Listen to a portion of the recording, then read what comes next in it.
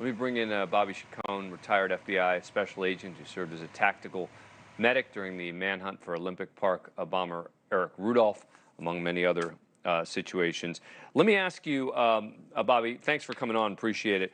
ABC News is reporting tonight that a suicide note was found at the home addressed to his son.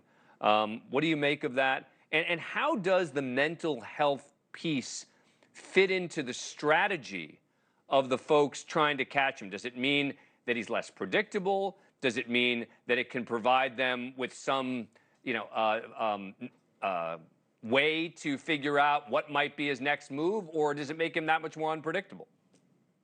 I think it makes him that much more unpredictable because, throughout the day we hear people talking about, why would he do this? Why would he do that? And what we're trying to do is we're trying to ascribe rational thought to an irrational person. None of us can get inside his head because his head is working very differently than our heads work and stuff. If I was on scene, I would have mental health professionals in the command post with me, particularly, hopefully, someone that's treated this guy prior.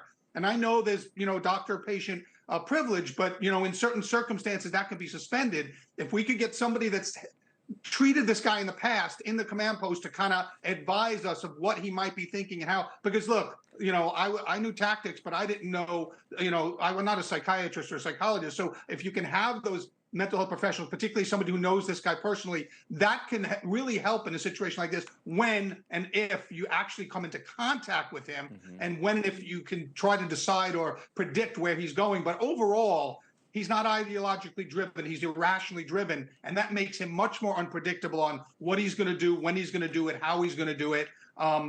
These things usually resolve themselves quickly, either a suicide at the scene or suicide by cops shortly after. That hasn't happened in this case. So now we're going into a phase of this case where it's really unpredictable. All right, let me ask you about what we've been seeing in the last few hours at the family home there. We've seen the authorities now go back to the same home, same area at least, and presumably the same home twice, literally leaving and coming back. You've got to believe that someone gave them some sort of information that led them to go back, right?